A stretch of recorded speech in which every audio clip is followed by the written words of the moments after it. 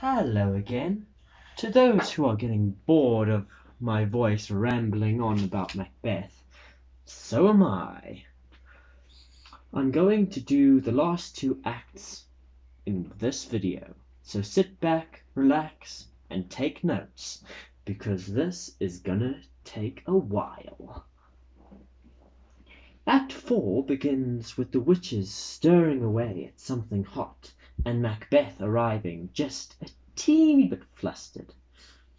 The witches grant him 3 apparitions, with the rule being that he can't ask for infinite.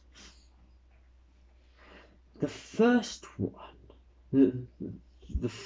apparition is an armed head, which is quite disgusting, to be quite honest, which says, "Macbeth, Macbeth, Macbeth, beware Macduff, beware the Thane of Fife, dismiss me, enough." The second is a bloody child, which I think at least some of you are known as by your parents.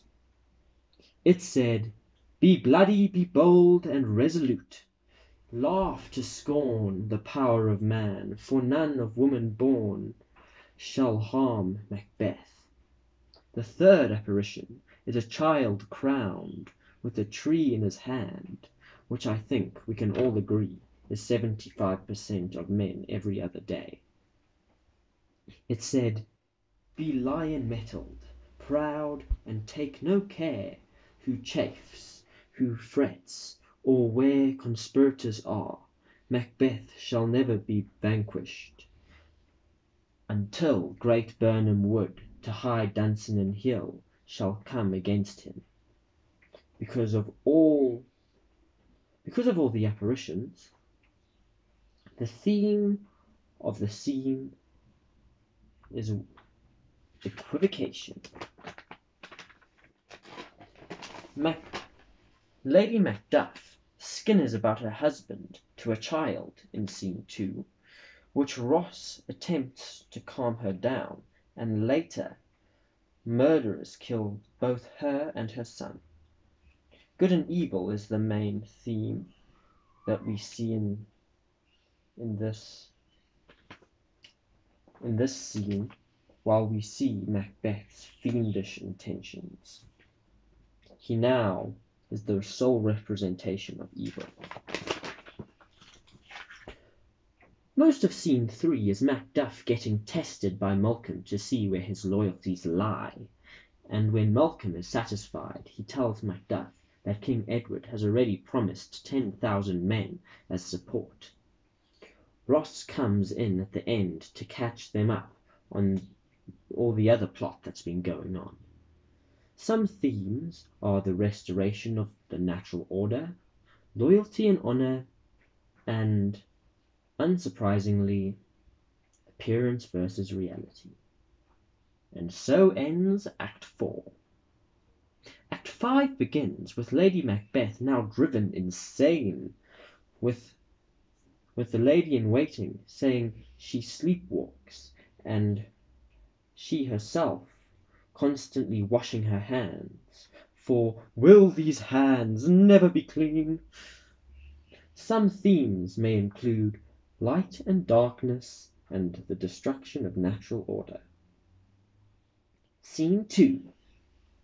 Caithness, Angus, and Lennox have deserted Macbeth and are supporting Malcolm.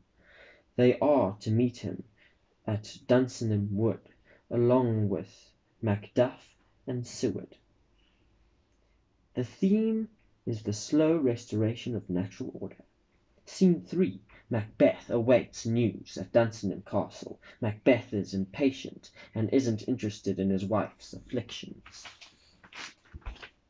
As the remaining thanes meet with Malcolm, he orders them to cut down branches as camouflage in scene 4. We see the equivocation in the prophecy and Macbeth's supporters leaving him. Theme: appearance versus reality. Scene 5. Macbeth has banners raised and still believes that there is little threat. Lady Macbeth dies, and Macbeth sees it as a mild inconvenience, like a piece of poo in the road. A messenger arrives, saying Birnam Wood is advancing on Dunsinane. This is dramatic irony, as we know it is Malcolm and the Thanes, but Macbeth believes there is still little fear. Theme: darkness, because Macbeth's candle has been snuffed out. Scene 6. Malcolm's troops desert their branches, and he tells them the battle plan. The horn sounds. The main theme is restoration of natural order. Scene 7 is relative filler, but Scene 8. Macduff stares down Macbeth on the battlefield. The men ready their stance and their swords. Macduff yells, "I was a Caesarean!" And Macbeth shudders and cries, "Oh no!" before his final speech of redemption. And finally, the horn sounds in Scene 9.